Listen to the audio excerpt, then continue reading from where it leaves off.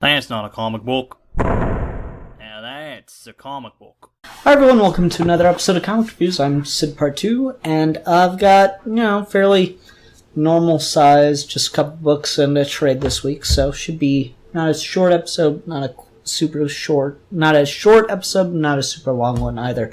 So let's go ahead and start off with the last thing I read, which is Doctor Who, the 10th Doctor, number 13, because apparently a year means 13 issues instead of 12. I don't understand anything about that decision. Whatever. Okay, so we're back to the Anubis and Sutekh stuff. I'm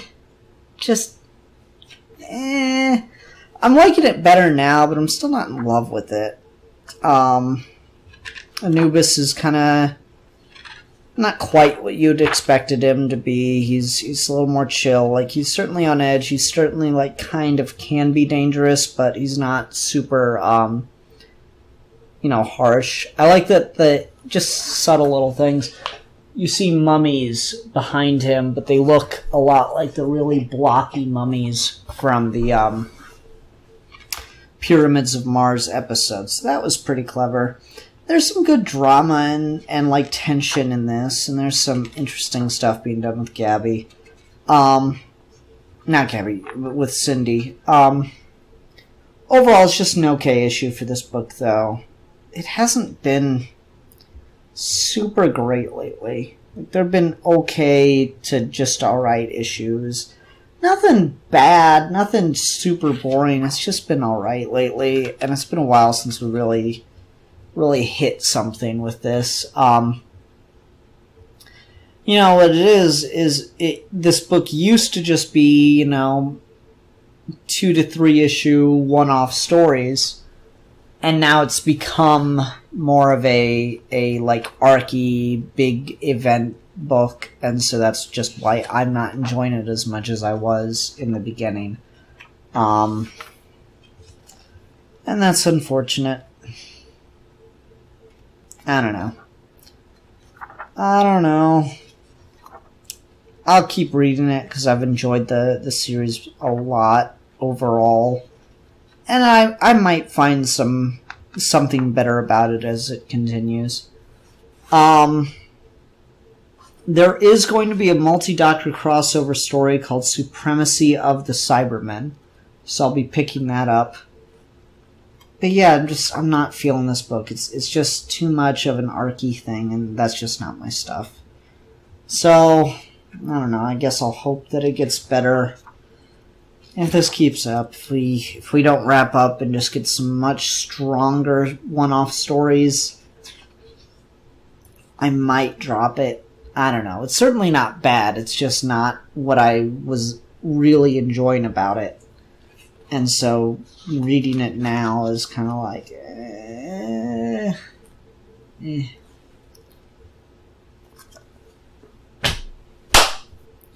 Let's go ahead and move on to Wonder Woman Rebirth number 4. Okay, so this is really good. Like, they've got everything in this right now. They got the Purple Ray. They got Steve Trevor. This is the origin side of what they're dealing with. And then there's like some really clever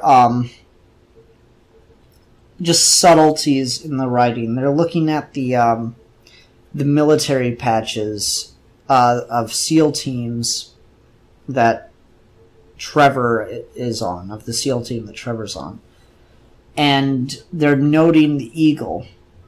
And it's like, this eagle, its head is bowed, the bearings of one who will meet battle but does not seek it. As they're talking about, what if they're here to, bring war or whatever. And then there's some interesting stuff with the Amazons and guns, like how they're reacting to guns. Good scene between Diana and Steve Trevor. I don't know, I'm quite enjoying this. This is a really good Wonder Woman origin. Maybe I've just gotten a little... Like, it's really good, but I'm just kind of like, to, like, the notion of another good Wonder Woman origin. Because we just had Earth 1. Legend of Wonder Woman starting to wrap up, and that's a Wonder Woman origin. And so now we have another Wonder Woman origin. Everybody does Wonder Woman's origin. But there are some sweet scenes. We see, like, just get a vague sense of how the invisible plane was built. Or jet, whatever. And I like it. They took Steve Trevor's crash jet, fixed it, and applied these, I guess you'd call them glass plates or scales to it, and that's going to turn it invisible. Then there's the tournament. Rucka puts a twist in it that Hippolyta knows Diana's going to be competing in the tournament. And then there's a moment of some pretty high tension where they take one of the guns from the soldiers that crashed, and they do the, you have to block the bullet thing. And two other Amazons try, and they get shot. Like, one completely misses the block, the other blocks it, but it ricochets into her gut. And then it just comes to Diana, and we get this shot of her, like, ready for it, and then it just cuts. And we get to the next scene as she says goodbye to her mother and prepares to take Steve Trevor home. Really sweet, touching scene. Again, I'm kind of overloaded on Wonder Woman origin stories right now, so that's probably why it's not having as big an effect on me as it otherwise would, because it's really, really well done stuff. Very much this feels like an Amazon society that is, at least in some ways better than humanity. I always prefer the Amazons to have, like, a slight flaw. It looks like it's there, but it's just your typical, this one wants to go to war, or is getting ready for war. It's just, that's pretty typical stuff. I don't know, I just like the Amazons to be slightly flawed or wrong in some way, because then it gives Diana a reason to want to leave. But maybe that's just me, I don't know. Excited to keep reading that, but we'll see. Again, biggest issue with that book is doing two stories and then separating them. At least we're getting this, bi-weekly and not monthly, because that would be very confusing if we were, in whatever month and it was just getting to that story. That'd be too much. Okay, last single issue. This was quick. I'm less than 10 minutes in. Last single issue is Darth Vader number 24. And this one I'm not going to have a lot to say about. It's really, really good, though. I really enjoyed this. So the premise was that Silo turned off Vader's cybernetics. And that was his, like, trump card to pull on Vader. And so most of the issue is just beautiful art and really quick 1-2 line sections of dialogue here. And it's just characters interacting as Vader has kind of like a force vision of what could have been, kind of just is interpreting, his destruction on Mustafar, and like he imagines battling himself, and there's just one cold ass line. And a young Anakin says to him, "How could you do this? You were a child. I am well accustomed to killing children." That's just a cold ass line. There's some stuff with Padme, and then like it all builds to this really, really climactic moment where Vader is able to stand and kill Silo and turn his cybernetics back on after the fact. So Silo's like got clones of himself, and so he's like the clone of himself has awoken since Silo 5 died, and now he's trying to escape. And Vader's going after him, lets the Emperor know, and Dr. Aphra shows up to talk to the Emperor. So Should be interesting to see how this all wraps up. It's such a shame this book is ending, because that's a damn good issue.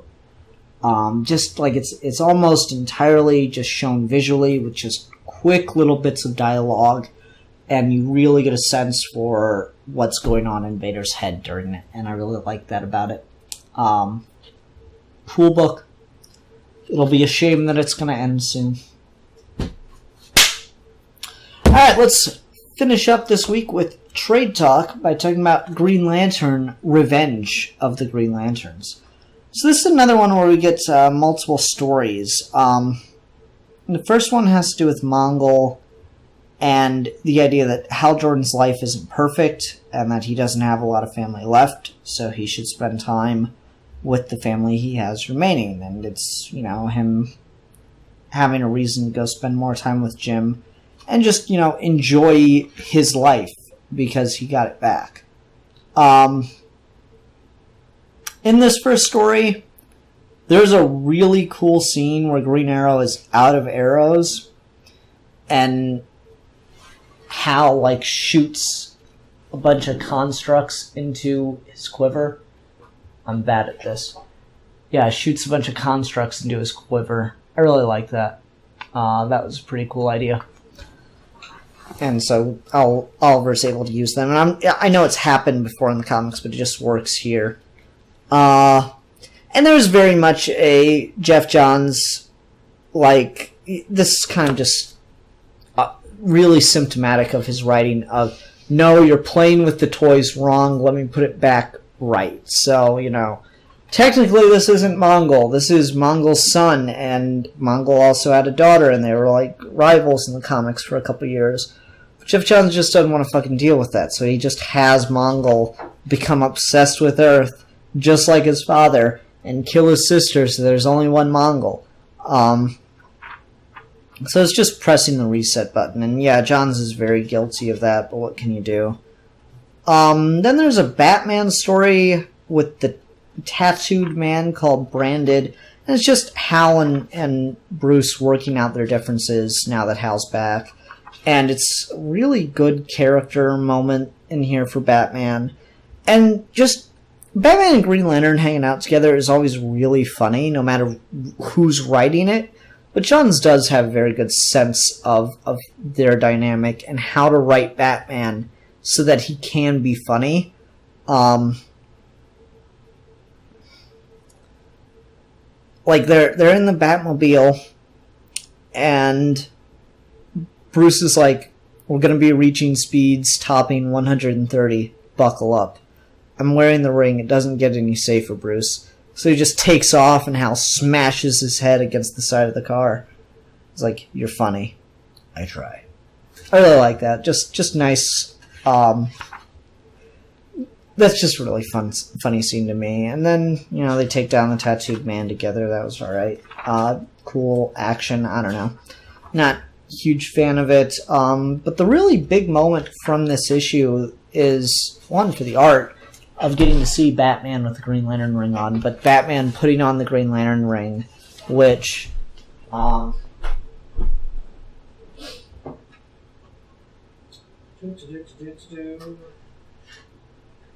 we go. I've got the figure of, it's missing a piece on the symbol, but what can you do? And of course, it comes off the peg. God damn it. Alright, hold on. I know. Thrilling video work. Yeah, it comes off the peg a little bit, but I don't know. I really do enjoy that. It's a really cool concept for an action figure, and I think it looks absolutely fantastic. Just great idea to see Batman as a Green Lantern. It looks great. He's even got the ring on this hand. You can see that little dot right there. Absolutely cool. Fantastic idea. Executed brilliantly. Art looks fantastic in the book. Great thing to see a figure based on it. But there's also a personal element to it too, which I really like. It's not just a cheap little, okay, Batman puts on the Green Lantern ring and beats up a bad guy, then gives it back. It's that would be the easy thing to do, is give you an action scene with that, but it's actually a personal scene where the idea of feeling and overcoming your tragic past kind of thing. And he ultimately is just on the cusp of being able to do it, but then decides that he doesn't want to. And he's like, no, I don't want to, not yet. Thanks anyway. And for the record, I'm glad you're back, Hal. Me too, Bruce. I really like that. Nice, sweet moment. Because Johns obviously gets a lot of crap for having Batman be, not perfect and able to defeat the giant space god in Green Lantern Rebirth, but it's in this issue that we realized it's not really Batman. He'd been corrupted just like everyone else by Parallax. He was incredibly susceptible to that as well. And so, because of how he uses fear. And so this was just a nice way to show that, no, he's past that, and he gets it, and he wants to be friends with Hal again. Then we do this whole 1 year later thing. Not going to get into it. I don't really like a lot of the twists that they do. It's nice to have Hal have a little more experience now. It's nice to get that there. We set up the Sinestro Corps war. Just dealing with Hal's kind of... It's an interesting parallel what they do with Hal, with what he's responsible for, and with what he was responsible for with the destruction of the Green Lantern Corps as Parallax. Again, you have to read Emerald Twilight for any of this to really, really work. And so he's trying to redeem himself in the eyes of others, and so we get like a whole thing with the Cybermen and Cyborg Superman, and he and Guy go to Bayat to try to rescue Green Lanterns. That's really interesting. We get our first look, at least in this run, I think, of the Green Lantern graveyard, and I really like that too. It's just a really unique idea to show how they pay their respects to the fallen lanterns. Yeah, just cool stuff going on in this. They're setting something up, and I'm not even sure if it's related to anything else that happens in this book, unfortunately. Yeah,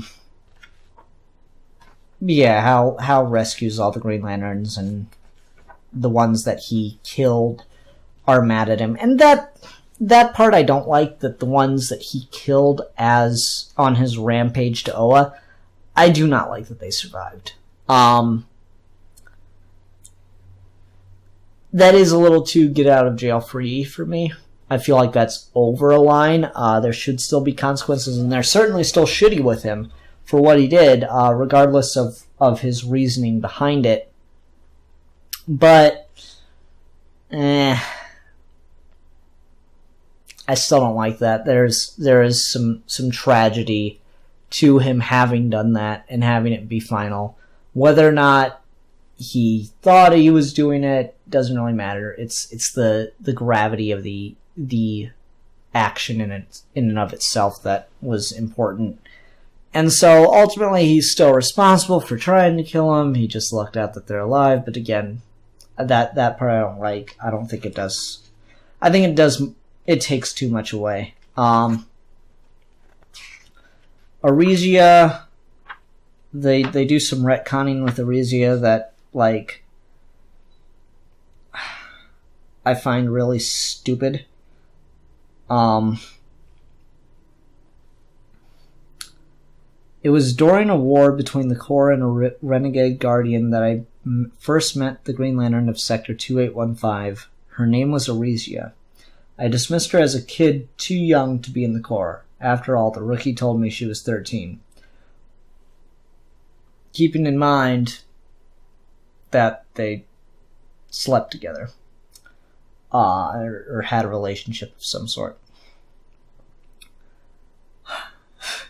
What I didn't know was that due to the elongated orbit around its two suns, 13 years on Gragox 4 were like 240 on Earth.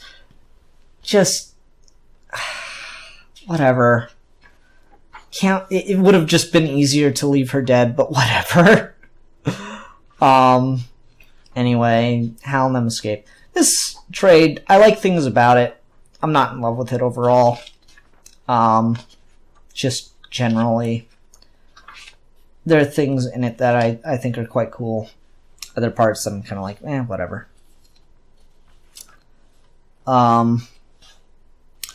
This panel, though, I think Jeff Johns like creamed his pants writing this panel, because it's just a bunch of the Guardians saying 52. I think he was like, oh my god, everyone will be like, so like, what? And I'll be like, I'm Jeff fucking Johns. Yeah, overall, Green Lantern Revenge of the Green Lanterns. It's part of his run, but he's still just feeling things out, getting things ready. There are some good things. Yeah, that sense makes sense. There are some good things in this. It's certainly not something that you should skip. It's just there's some of the silliness and working out the kinks to get the universe the way he wants to be able to play with it. Personally, I like the Mongol story, the two-parter with Mongol, more than I like the Cyborg Superman stuff with Revenge of the Green Lanterns, which is what this trade is named after.